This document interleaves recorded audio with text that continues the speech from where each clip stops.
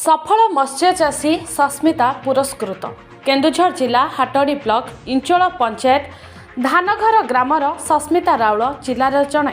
सफल मत्स्य चाषी भाव पुरस्कृत होती। जिला सदर महकुमा जिला स्तरीय मत्स्य और प्राणी संपद मेल मानपत्र उत्तरीय और पुरस्कार राशि प्रदान कर सम्बर्धित कर सस्मिता राउल आमर 10टा पोखरी अच्छी माछ चाष कराऊँगी खाद्य फाद्य पड़ी लोक रोचे माछ लाभ हो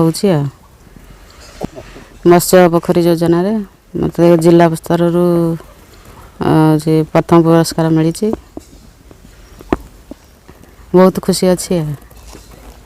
विशेष तत्वावधान आम माछ चाष आम सहयोग करुचु एवं तत्वावधान में माछ चाष बहुत लाभवान भी होती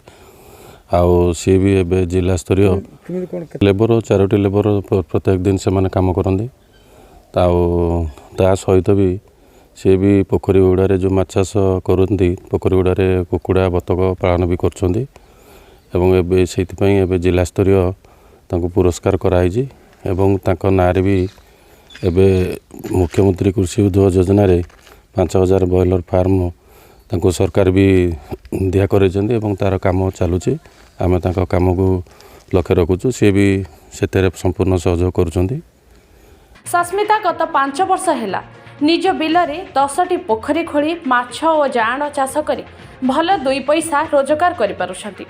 पुरस्कार प्रदान द्वारा यह अन्य मानक पई निश्चित प्रेरणा जोगाइब बोली कहुछि।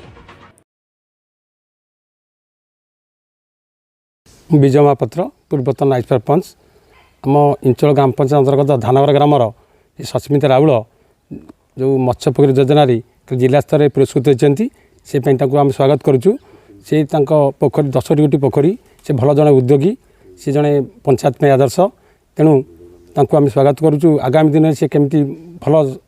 सफल चाषी जिला स्तर में पुरस्कृत हे से भगवान प्रार्थना करुचु।